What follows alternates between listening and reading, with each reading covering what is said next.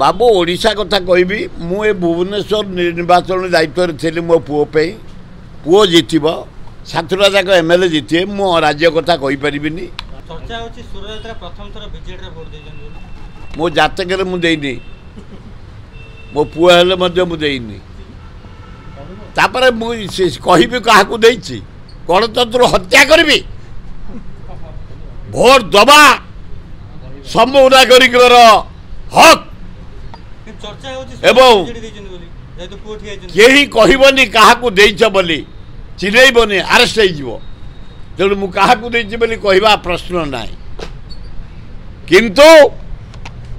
मनमत राउतरा एठै लोकसभा को निर्वाचित हेबे जनसाधारण सहयोग बोली मु आशा करुछि एवं अल्प दिन भितर सिद्धार्थ राउतरा साइकिल चढ़ी मोटरसाइकिल चढ़ी बीजेडी बीजेपी की काटी आगे जाई पहुँचवानी निमापड़ सहर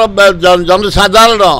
माँ भौणी माने हरिजन ठू आरंभ कर व्यवसाय ठू खटिखिया मूल्या पर्यंत